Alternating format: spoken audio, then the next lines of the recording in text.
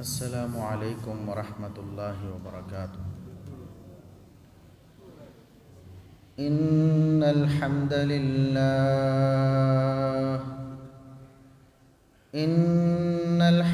للہ نحمده ونستعینه ونستغفره ونعوذ باللہ من شرور انفسنا ومن سیئات اعمالنا من يهده الله فلا مضل له ومن يضلل فلا هادي له أشهد أن لا إله إلا الله وحده لا شريك له وأشهد أن محمدًا عبده ورسوله اللهم صل على محمد وعلى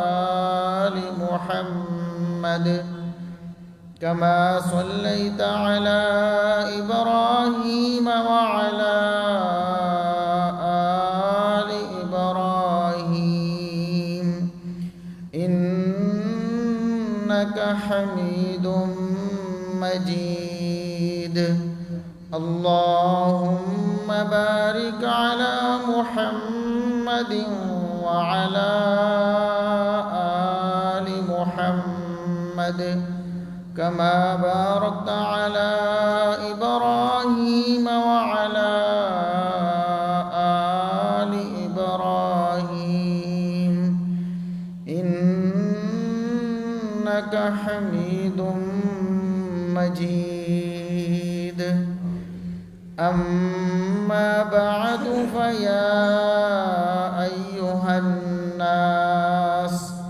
ألا إن خير الحديث كتاب الله وخير الهدي هدي محمد صلى الله عليه وسلم وشر الأمور محدثاتها وكل محدثة بدعة وكل بدعة ضلالة أعوذ بالله السميع العليم من الشيطان الرجيم من همزه ونفخه ونفثه بسم الله الرحمن الرحيم ومن الناس من يتخذ من دون الله أندادا يحبونهم كحب الله والذين آمنوا أشد حبا لله۔ انتہائی قابل احترام بزرگوں، عزیز نوجوان ساتھیوں، معززات و مکرمات اسلامی ماں اور بہنوں، ہر قسم کی حمد و ثنا، تعریف و تمجید، کبریائی، بڑائی، رفعت اور عظمت اللہ رب العزت کے لیے جو پوری کائنات کا خالق و مالک ہے۔ بے شمار لا تعداد بے حد و حساب درود و سلام پیغمبر آخر الزماں، محسن انسانیت، محسن کائنات جناب محمد الرسول اللہ صلی اللہ علیہ وسلم کی ذات اقدس پر۔ ایک مسلمان ہمیشہ اللہ اور اس کے رسول صلی اللہ علیہ وسلم کی پسند کو پسند کرتا ہے، اور جو چیز اللہ اور اس کے رسول صلی اللہ علیہ وسلم کو ناپسند ہوتی ہے ایک مومن اور مسلمان اسے ناپسند کرتا ہے۔ اس کی محبت اور نفرت کا معیار اللہ اور اس کے رسول صلی اللہ علیہ وسلم کی ذات ہوتی ہے۔ یہ بات قرآن و سنت میں بارہا تکرار کے ساتھ بتائی گئی۔ رسول اللہ صلی اللہ علیہ وسلم نے ارشاد فرمایا، ثلاث من کن فیہ وجد بہن حلاوت الایمان، 3 خصلتیں جس شخص میں ہوں گی وہ ان خصلتوں کی وجہ سے ایمان کی مٹھاس کو محسوس کرے گا۔ یعنی جس میں یہ 3 چیزیں نہیں ہوں گی اس کو ایمان کی مٹھاس نہیں ملے گی۔ کلمہ تو پڑھا ہوا ہے، ایمان کا دعویٰ تو کیا ہوا ہے، لیکن جو مٹھاس ایمان کی اس کے اندر ہونی چاہیے، جو لذت ایمان کی وجہ سے اسے ملنی چاہیے، وہ اس سے خالی ہے۔ وہ 3 چیزیں کون سی ہیں؟ ان یکون اللہ ورسولہ احب الیہ مما سواہما، کہ اللہ اور اس کے رسول صلی اللہ علیہ وسلم پوری کائنات سے بڑھ کر اسے محبوب ہو جائیں۔ کائنات کی کوئی اور چیز بھی اللہ اور اس کے رسول کی محبت سے بڑھ کر اسے محبوب نہ ہو۔ نہ دنیا کا مال دولت، نہ جائیداد، نہ کاروبار، نہ اولاد، نہ رشتہ دار، نہ خاندان، نہ معاشرہ، نہ سوسائٹی، ہر چیز اللہ اور اس کے رسول صلی اللہ علیہ وسلم کی محبت کے سامنے قربان، تب ایمان کی حلاوت محسوس ہوگی۔ وَأَن يُحِبَّ الْمَرْءَ لَا يُحِبُّهُ إِلَّا لِلَّهِ، اور دوسری خصلت جس کی وجہ سے ایمان کی حلاوت ملنی ہے وہ یہ ہے کہ اگر کسی سے محبت ہے تو صرف اللہ کے لیے، جس سے بھی محبت کرتا ہے اللہ کے لیے محبت کرتا ہے۔ کسی انسان سے بھی محبت ہے تو اس محبت کا مدار اللہ رب العزت کی محبت ہے، اللہ کی وجہ سے وہ اس سے محبت کرتا ہے، تو تب اللہ رب العزت اسے ایمان کی حلاوت، مٹھاس اور لذت نصیب فرماتے ہیں۔ اور تیسری بات، وَأَن يَكْرَهَ أَن يَعُودَ فِي الْكُفْرِ كَمَا يَكْرَهُ أَن يُقْذَفَ فِي النَّارِ، ایک گناہ اس نے چھوڑ دیا ہے، اس گناہ کی طرف دوبارہ جانا اس کو اتنا ہی ناپسند ہے جتنا اس کو آگ میں پھینکا جانا ناپسند ہے۔ کوئی شخص یہ نہیں چاہتا کہ مجھے آگ میں پھینک دیا جائے، کیونکہ اسے پتہ ہے کہ وہاں مجھے بہت زیادہ تکلیف ہونی ہے۔ تو آگ میں پھینکا جانا جس طرح ناپسند ہے، اسی طرح دوبارہ گناہ میں جانا اس کو ناپسند ہو۔ تو یہ اللہ اور اس کے رسول صلی اللہ علیہ وسلم کی محبت کے سامنے ساری چیزوں کو قربان کرنا، یہ حقیقی ایمان ہے۔ آج ہم ایمان کی لذت اور مٹھاس سے اسی لیے خالی ہیں، ہمیں نہیں ایمان کی لذت محسوس ہوتی، بس کاغذی کارروائی ہے، روایتی طریقہ ہے، مسلمانوں کے گھر میں پیدا ہوئے، بس مسلمان ہیں، کلمہ پڑھتے ہیں، نماز بھی پڑھ لیتے ہیں، روزے بھی رکھ لیتے ہیں، زکوٰۃ بھی دے دیتے ہیں، لیکن جو ایمان کی لذت ایک مسلمان اور مومن کے اندر ہوتی ہے، اس کو محسوس ہوتا ہے کہ میں خوش ہوں، مجھے اطمینان ہے، مجھے سکون ہے کہ میں اللہ رب العزت پر ایمان لایا ہوں، میں اللہ کی بات مانتا ہوں، میں محمد الرسول اللہ صلی اللہ علیہ وسلم کی بات مانتا ہوں۔ یہ لذت نصیب نہیں ہوتی، اس کی وجہ یہی ہے کہ ہم نے اپنی محبت اور نفرت کا معیار اللہ اور اس کے رسول صلی اللہ علیہ وسلم کو نہیں بنایا۔ یہ صحیح بخاری کی حدیث ہے جو میں نے آپ کے سامنے عرض کی ہے۔ سنن ابی داود میں ایک حدیث ہے، نبی کریم صلی اللہ علیہ وسلم نے فرمایا، من احب للہ وابغض للہ ومنع للہ واعطى للہ فقد استکمل الایمان، جو شخص محبت کرے تو اللہ کے لیے کرے، کسی سے نفرت کرے تو اللہ کے لیے کرے، کسی کو کچھ دے تو اللہ کے لیے دے، اگر کسی سے کچھ روکے تو اللہ کے لیے روکے، اس نے اپنا ایمان مکمل کر لیا ہے۔ اس کا ایمان مکمل ہوا ہے جس کی محبت بھی اللہ کے لیے ہے، نفرت بھی اللہ کے لیے ہے، کسی سے پیار ہے تو اللہ کی خاطر ہے، نیک آدمی ہے، اللہ کا نیک بندہ ہے، میں اس سے محبت کرتا ہوں، یہ نمازی ہے، میں اس سے محبت کرتا ہوں، یہ قرآن کریم کا حافظ اور قاری ہے، میں اس سے محبت کرتا ہوں، یہ عالم ہے، میں اس سے محبت کرتا ہوں، یہ تہجد گزار ہے، میں اس سے محبت کرتا ہوں، یہ سنت سے محبت کرنے والا ہے، اس لیے میں اس سے محبت کرتا ہوں۔ یہ معیار بنے گا، اور نفرت کا معیار بھی اللہ اور اس کے رسول صلی اللہ علیہ وسلم کی ذات بنے گی۔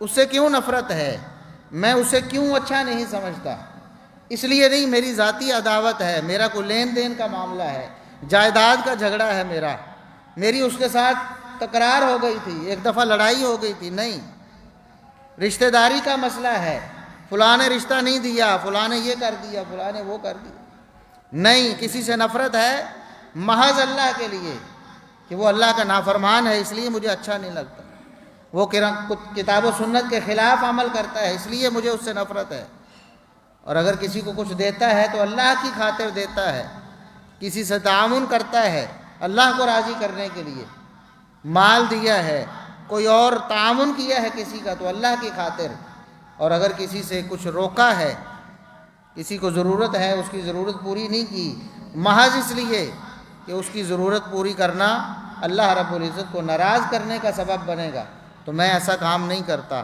جو شخص ایسا کر لیتا ہے اس کا ایمان مکمل ہو جاتا ہے، اور جو شخص ایسا نہیں کرتا اس کا ایمان مکمل نہیں ہوتا، ناقص ہے، ادھورا ہے، اسی لیے اس کو ایمان کی حلاوت اور لذت محسوس نہیں ہوتی۔ جب محبت اور نفرت کا معیار اللہ رب العزت کی ذات بن جائے، نبی اکرم صلی اللہ علیہ وسلم نے فرمایا، یہ بھی صحیح بخاری و مسلم کی حدیث ہے، سبعۃ یظلھم اللہ فی ظلہ یوم لا ظل الا ظلہ، 7 قسم کے خوش نصیب وہ ہیں کہ قیامت کے دن اللہ رب العزت انہیں اپنے عرش کا سایہ نصیب فرمائے، جس دن اللہ کے عرش کے سائے کے علاوہ کوئی سایہ نہیں ہوگا، نہ کوئی عمارت ہوگی، کوئی بلڈنگ بھی نہیں ہوگی، کوئی درخت بھی نہیں ہوگا، کوئی چھاؤں کا کوئی ذریعہ نہیں ہوگا، سورج قریب ہو جائے گا بالکل، اور لوگ اپنے پسینوں میں شرابور ہوں گے، کسی کے ٹخنوں تک، کسی کے گھٹنوں تک، کسی کی ناف تک، کسی کے چہرے تک، کوئی اپنے پسینے میں ڈبکیاں مار رہا ہوگا، اتنی سختی میں، اتنی گرمی میں، اتنی شدت میں سایہ ہوگا تو صرف اللہ رب العزت کے عرش کا سایہ ہوگا۔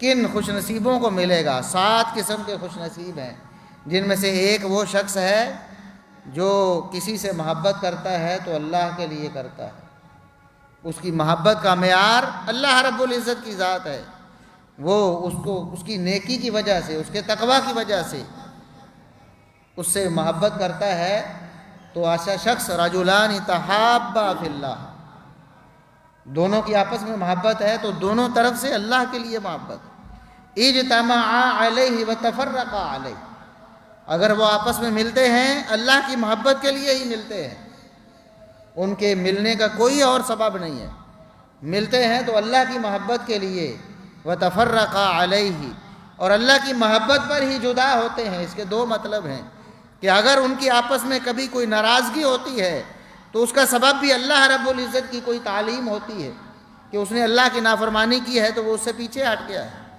اور دوسرا مطلب یہ ہے کہ جب ملتے ہیں تب بھی اللہ رب العزت کی خوشنودی کی باتیں کرتے ہیں، اللہ کی رضا کی خاطر ملتے ہیں، جب جدا ہوتے ہیں تو اللہ کی شریعت کے مطابق آپس میں ایک دوسرے کے ساتھ محبت سے جدا ہوتے ہیں، محبت اللہ رب العزت کی محبت ہی معیار ہے، تو ایسے 2 شخص جو ہوں گے قیامت کے دن انہیں اللہ رب العزت اپنے عرش کا سایہ نصیب فرمائے۔ اور صحیح مسلم کی ایک حدیث ہے، نبی کریم صلی اللہ علیہ وسلم نے فرمایا کہ ایک شخص کسی بستی میں اپنے کسی مسلمان بھائی کی زیارت کے لیے جا رہا تھا، اس سے ملاقات کے لیے، اس سے ملنے کے لیے جا رہا تھا، تو اللہ رب العزت نے اس کے راستے میں ایک فرشتے کو بٹھا دیا۔ جب وہ راستے سے گزرا فرشتے کے پاس سے، تو فرشتے نے کہا، فرشتہ انسانی شکل میں تھا، پوچھا کہ کس لیے جا رہے ہو، سفر کس نیت سے کر رہے ہو؟ اس نے کہا کہ اس بستی میں میرا ایک بھائی ہے، ایک مسلمان ہے، میرا دوست ہے، میں اس سے ملنے کے لیے جا رہا ہوں۔ فرشتہ کہتا ہے کہ کیا کوئی لین دین کا معاملہ ہے؟ وہ تمہاری زیارت کے لیے تمہیں ملنے آیا تھا، کوئی لین دین، کوئی اس نے تمہارے اوپر احسان کیا تھا جسے چکانے کے لیے جا رہے ہو؟ وہ کہتا ہے کہ نہیں، ایسی کوئی بات نہیں ہے، میں تو صرف اللہ کی رضا کے لیے اپنے اس مسلمان بھائی سے ملنے کے لیے جا رہا ہوں۔ تو اللہ رب العزت نے اس فرشتے سے کہا، اسے بتاؤ کہ میں اللہ کا فرشتہ ہوں، تمہیں یہ بتانے کے لیے آیا ہوں کہ اللہ کی خاطر تم مجھ سے محبت کرتے ہو تو اللہ اسی طرح تم سے محبت کرتا ہے۔ اللہ کی خاطر جب ہماری دوستیاں، ہماری دشمنیاں اللہ کی خاطر ہو جائیں گی تو پھر اللہ رب العزت راضی ہو جائے گا، پھر ایمان کی لذت اور مٹھاس محسوس ہو۔ ہمارے اسلاف صحابہ کرام اللہ کی خاطر کسی سے دوستی رکھتے، اللہ کی خاطر ناراض ہوتے، جب دیکھتے کہ کسی جگہ پر کتاب و سنت کی مخالفت ہو رہی ہے بہت غصے میں آ جاتے۔ ہمارے سامنے تو صبح و شام ہوتی۔ ہماری دوستی اور دشمنی کا معیار اللہ اور اس کے رسول صلی اللہ علیہ وسلم کی محبت نہیں ہے۔ ہم تو دیکھتے ہیں ہمارے لیے مفاد میں کون ہے، ہمارے مفاد میں کون ہے، کون ہمارے لیے مالی حوالے سے اچھا ہے، تجارتی حوالے سے اچھا ہے، چاہے وہ اللہ اور اس کے رسول کا کتنا بڑا دشمن ہے ہم اس کو دوست بناتے ہیں، اور دوسرا اللہ کا کتنا بڑا محبوب ہے، اللہ کا ولی ہے، نیک بندہ ہے، ہمارے مفاد پر زد پڑتی ہے تو ہم اس سے دشمنی کما لیتے ہیں، ہم اس سے دشمنی کرنا شروع کر دیتے ہیں۔ ہماری محبتوں اور ہماری دشمنیوں کا معیار اللہ اور اس کے رسول صلی اللہ علیہ وسلم کی محبت نہیں ہے۔ صحابہ کرام کیا کرتے تھے؟ اللہ کے لیے محبت اور ناراضگی بھی اللہ کے لیے۔ صحیح بخاری کی حدیث ہے، سیدنا عبداللہ بن مغفل رضی اللہ عنہ ایک جگہ سے گزر رہے تھے، ایک شخص کو دیکھا وہ اپنی انگلی میں چھوٹا کینکر ڈال کر اس طرح پھینک رہا تھا، بیٹھا کینکر ایسے انگلی میں پکڑا پھینکا، کینکر پکڑا پھینکا، تو انہوں نے فرمایا کہ میں نے رسول اللہ صلی اللہ علیہ وسلم سے یہ تعلیم حاصل کی ہے کہ نہا عن الخزف، آپ نے اس طرح خزف سے منع فرمایا۔ خزف یہ ہے کینکر انگلی میں رکھ کر اس طرح پھینکنا، اور آپ صلی اللہ علیہ وسلم نے فرمایا ہے کہ ایسا نہ کرو، اس کا نقصان ہی نقصان ہے، فائدہ کوئی نہیں، ایسے کر کے آپ کوئی جانور شکار نہیں کر سکتے ہو، ایسے مارو گے کوئی جانور شکار تو نہیں ہوگا، کوئی فائدہ نہیں ہے۔ ہاں نقصان یہ ہو سکتا ہے کسی کی آنکھ میں لگ جائے، اس کی آنکھ پھوٹ جائے، کسی کے دانت پہ لگے اس کا دانت ٹوٹ جائے، یہ نقصان تو ہو سکتا ہے، فائدہ کوئی نہیں، اس لیے بھائی رک جاؤ، رسول اللہ صلی اللہ علیہ وسلم نے منع فرمایا۔ یہ کہہ کر گزر گئے، دوبارہ پھر کسی دن اس شخص کے پاس سے گزرے، وہ پھر اسی طرح کر رہا تھا، خزف کر رہا۔ عبداللہ بن مغفل رضی اللہ عنہ غصے میں آ گئے، فرمایا کہ میں نے تمہیں رسول اللہ صلی اللہ علیہ وسلم کی حدیث سنائی تھی، آج پھر میں تمہیں دیکھ رہا ہوں حدیث سننے کے بعد بھی مخالفت کر رہے ہو، لا اکلمک کذا و کذا، جاؤ میں تم سے بات نہیں کروں گا، تمہارا میرا بائیکاٹ ہے آج کے بعد۔ رسول اللہ صلی اللہ علیہ وسلم کی سنت، آپ کے فرمان کی مخالفت کرتے ہو، جاؤ میری تمہاری کلام بند ہے، میں کبھی تم سے بات نہیں کروں۔ سیدنا عبداللہ بن عمر رضی اللہ عنہما انہوں نے ایک دن حدیث بیان کی کہ نبی کریم صلی اللہ علیہ وسلم نے فرمایا لا تمنعوا اماء اللہ مساجد اللہ۔ میرے صحابہ، نبی کریم صلی اللہ علیہ وسلم نے صحابہ کو فرمایا، میرے صحابہ اللہ کی بندیوں کو اللہ کی مسجدوں میں آنے سے نہ روکو۔ یہاں سے دو باتیں معلوم ہوتی ہیں، ایک یہ کہ کسی عورت نے مسجد میں آنا ہے تو وہ اپنے خاوند کی اجازت لے کر آئے، غیر شادی شدہ ہے تو باپ کی اجازت سے آئے، بغیر اجازت کے مسجد چاہے پڑوس میں ہی کیوں نہ ہو وہاں نہیں آ سکتی، اجازت لے کر آئے۔ اور دوسری بات یہ ہے کہ جب اجازت مانگے کسی مسلمان کے لیے جائز نہیں کہ وہ انہیں روکے، کہے کہ نہیں مسجد میں نہیں جا سکتی، تو نہیں روک سکتا۔ اگر مسجد میں جانے کی اجازت عورت مانگتی ہے، اجازت دینا لازم ہے۔ رسول اللہ صلی اللہ علیہ وسلم نے فرمایا کہ تم نہ روکو۔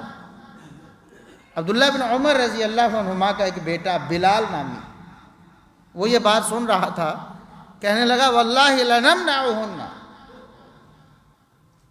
ابو جی ہم تو روکیں گے ضرور عورتوں کو، یہ تو ایسے ہی عبادت کے لیے تھوڑی جاتی ہیں، ایسے ہی چلنے پھرنے کے لیے مسجد میں چلی جاتی ہیں، اس طرح کی کوئی بات کی۔ حالانکہ اس کی نیت یہ نہیں تھی کہ میں رسول اللہ صلی اللہ علیہ وسلم کے فرمان کے مقابلے میں، نیت یہ تھی کہ شاید عورتیں جو ہے نا وہ چلنے پھرنے کے لیے بہانے سے نکلتی ہیں تو ہم تو ضرور روکیں گے۔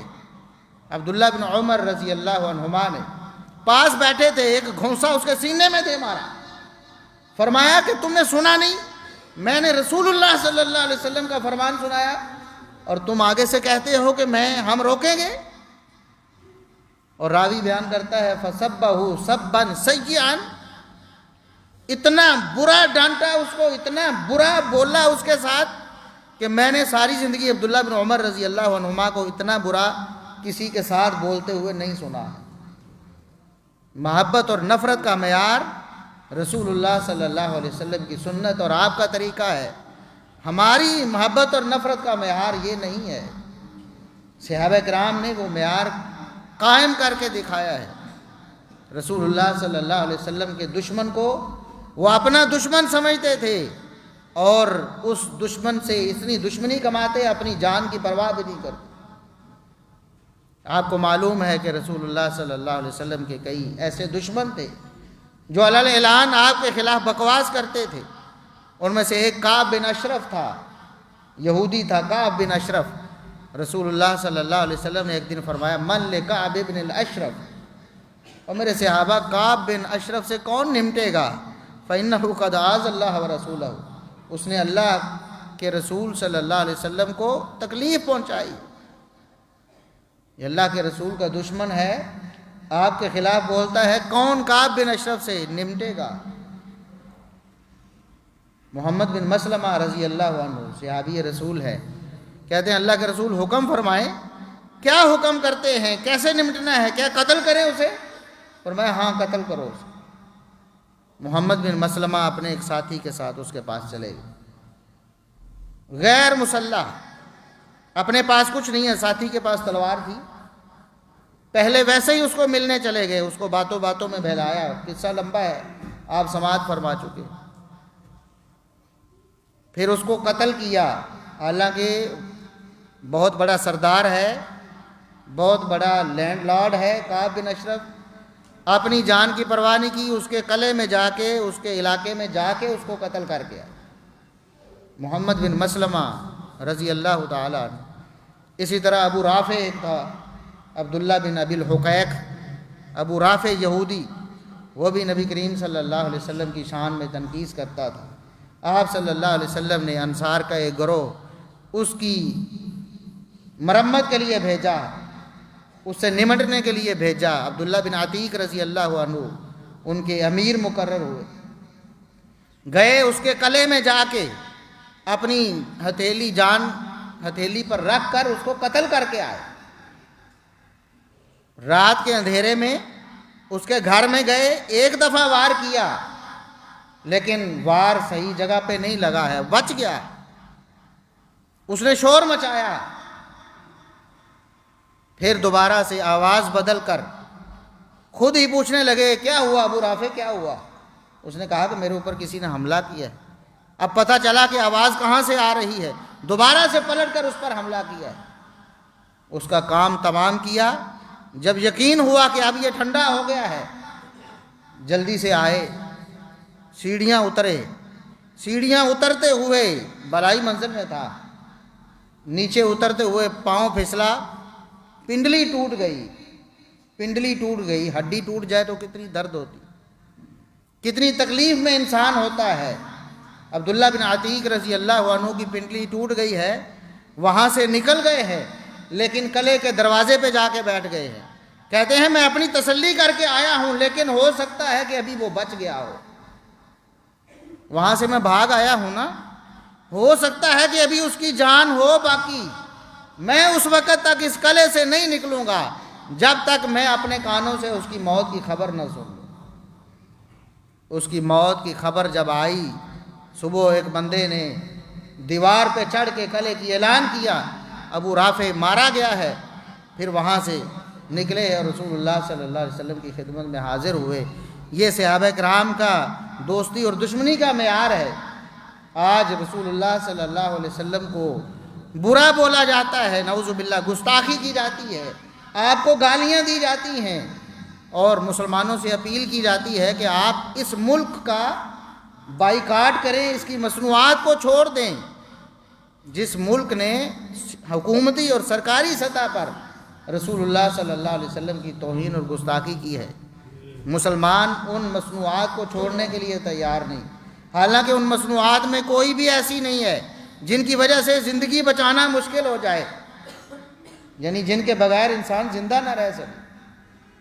کون سی ایسی چیزیں ان کا متبادل موجود ہے پیٹرول پمپ ہے نا ایک، کتنی اور کمپنیاں موجود ہیں، وہاں سے آپ تیل ڈلوا لیں. آپ کی غیرت کیسے گوارا کرتی ہے کہ رسول اللہ صلی اللہ علیہ وسلم کا ایک دشمن ہے، ایک ملک سرکاری طور پر آپ کی دشمنی پر اترا ہے، آج اسی کی کمپنی ہے، ہم اس سے خرید و فروخت کرنے میں بالکل بھی ہچکچا نہیں رہے، اس سے ہم ہٹ نہیں رہے ہیں. کیا ہو گیا ہے ہمارا ایمان؟ اب دیکھیں رسول اللہ صلی اللہ علیہ وسلم فرماتے ہیں کہ یہ شخص مجھے تکلیف دے رہا ہے، تو صحابہ اپنی جان ہتھیلی پر رکھ کر، اپنی جان کو خطرے میں ڈال کر اس کو قتل کرتے. ہم اگر ان کی جگہ ہوتے، ہم سے تو ایک کمپنی کا بائیکاٹ نہیں ہوتا، تو ہم کہاں جا کر دشمنوں سے نمٹتے؟ ہمارا ایمان تو یہ ہے. دیکھیں اللہ کے رسول صلی اللہ علیہ وسلم کے دشمن اس ملک میں موجود ہیں، ہم ان کا بائیکاٹ نہیں کر سکتے. یہ قادیانی، ختم نبوت کے ڈاکو، اگر مسلمان آج نیت کریں ہم نے قادیانیوں کا بائیکاٹ کر دینا ہے، یقین کریں چند دن نہیں نکال سکتے. بتائیں کیسے زندہ رہیں گے؟ چاہے انہوں نے ریاست میں ریاست بنائی ہے، لیکن اس ریاست کو چلانے کے لیے بھی تو آخر اسی ملک کے وہ محتاج ہے نا. مسلمان ان سے کاروبار کرتے ہیں نا، مسلمان لین دین کرتے ہیں، اسی وجہ سے وہ بیٹھے ہوئے ہیں اور اس ملک میں بیٹھ کر اسلام کی جڑوں کو کھوکھلا کر رہے. ہمارے ملک کے، ہمارے آئین کے بھی دشمن ہیں، ہمارے دین، ہماری شریعت کے بھی دشمن ہیں. ہم ان سے بائیکاٹ نہیں کر سکتے. یہ مطالبہ نہیں ہے کہ آپ بندوقیں پکڑو اور جا کے انہیں قتل کرو، یہ مطالبہ نہیں ہے کہ آپ ان سے جا کے لڑائی جھگڑا کرو. مطالبہ صرف اتنا ہے کہ آپ ان سے لین دین بند کر دیں. یہ تو آپ کے اختیار میں ہے نا، کوئی قانون آپ کو نہیں روکتا کہ آپ ان سے لین دین ضرور کریں، کوئی قانون آپ کو اس بات پہ فورس نہیں کرتا ہے. یہ آئینی حق ہے ہمارا، جس سے چاہیں ہم لین دین کریں، لیکن مسلمان ان قادیانیوں سے لین دین بند نہیں کرتے. حتیٰ کہ افسوس کی بات یہ ہے کہ وہ اگر ایک ہاسپٹل بناتے ہیں دل کا، تو مسلمان لائنیں بنا کر وہاں جا کر ان سے اپنے دل کا علاج کرتے ہیں. میں نے ایک بزرگ سے سنا، ایمان کے جذبات سنے، انہوں نے کہا کہ لوگ اس دل کی خاطر، ایک دل کی خاطر وہاں جا کر دھکے کھاتے ہیں، اللہ اور اس کے رسول صلی اللہ علیہ وسلم کے دشمنوں سے اپنا علاج کرواتے ہیں. 1000 دل ہو اور 1000 کا 1000 دل پھٹ جائے، ہم اس ہسپتال کی طرف رخ کرنا پسند نہ کریں. آج مسلمانوں نے ان کو چلایا ہوا ہے نا، ان کی کمپنیاں، شیزان کمپنی ہے، پتہ ہے سب کو، قادیانی کمپنی، لیکن مسلمان ان کی مصنوعات کو استعمال کرتے ہیں، چھوڑنے کے لیے تیار نہیں. اسی طرح آپ اس علاقے میں دیکھیں، چنیوٹ کے علاقے میں انہوں نے سکول بنائے ہوئے ہیں، انٹرنیشنل سٹینڈرڈ کے مطابق سکول بنا کر تمام سہولیات دے کر 50 روپے فیس رکھ دی، یعنی کہ نہ ہونے کے برابر. مسلمان دھڑا دھڑ اپنے بچوں کو وہاں داخل کروا. اور تمہیں ایمان کی غیرت نہیں ہے؟ بچے سرکاری سکول میں بھی پڑھ سکتے ہیں، ان پڑھ رہ کر بھی زندگی بسر کر سکتے ہیں. کتنے ان پڑھ دنیا میں ارب پتی کھرب پتی ہیں، اچھی زندگی بسر کر رہے ہیں. ان پڑھ رہنا برداشت کر لینا چاہیے، گوارا کر لینا چاہیے. ان اسلام کے دشمنوں، محمد الرسول اللہ صلی اللہ علیہ وسلم کے دشمنوں سے اب جن بچوں کو وہاں پڑھایا جاتا ہے، 10 سال بچہ کم از کم اس اسکول میں پڑھتا ہے، بتاؤ مسلمان رہے گا؟ ایمان کی غیرت تو چند دنوں میں چھن جاتی ہے. یہاں سرگودا کا واقعہ ہے، ایک شخص گیا ہے، اچھا بھلا سمجھدار، جا کر اس نے اپنے دل کا علاج کروایا ہے ہسپتال میں. تو 10 دن رہا ہوگا وہاں، یہاں آ کر کہتا ہے کہ میں نے ان کے بارے میں بڑا برا سنا تھا، لیکن کافروں والی بات کوئی نہیں دیکھی ان میں نے. آپ اندازہ کریں، کہتا ہے ان میں نے کافروں والی بات کوئی نہیں دیکھی ہے. تمہیں ختم نبوت کا کوئی حیا نہیں ہے؟ غیرت ختم ہو گئی ہے؟ کافروں والی بات ان میں تو ہے ہی ہے، تمہارے اندر ایمان والی کوئی بات نہیں. تم نے لین دین کو کہ وہ میٹھا بولتے ہیں وہاں جانے پر، آپ کو سہولیات دیتے ہیں، آپ کا مال بچ جاتا ہے، آپ کی جان بچ جاتی ہے، آپ سمجھتے ہیں کہ وہ کافر نہیں ہے. تو چند دن ایک اچھے بھلے باشعور انسان، اب دل کا مسئلہ تو ظاہر ہے 40-50 سال بعد بنتا ہے نا، اب اس کا یہ حال ہوتا ہے 5-7 دن میں، تو آپ مجھے بتائیں کہ 10 سال ایک بچہ ان کے اسکول میں پڑھے گا تو پھر کیا اس کے دین میں، اس کے ایمان میں کوئی رمق باقی رہے گی؟ وہ زبانی طور پر چاہے مسلمان ہی کہتا رہے اپنے آپ، وہ قادیانی نہ بھی بنے، لیکن حقیقت میں قادیانیت اس کے اندر گھس چکی ہوتی ہے۔ مسلمان دیکھتے ہیں کہ ہمیں مفت میں انٹرنیشنل سٹینڈرڈ کی تعلیم مل رہی ہے تو دھڑا دھڑ اپنے بچوں کو داخل کرواتے، سارے مسلمانوں کے بچے، وہاں مسلمانوں کے سارے اسکول فلاپ ہو گئے ہیں جو پرائیویٹ اسکول ہیں۔ وجہ کیا ہے؟ وہ 500 1000 1500 2000 3000 فیس رکھیں گے، کون داخل کروائے گا؟ ایمان کی غیرت کسی میں ہو تو پھر یہ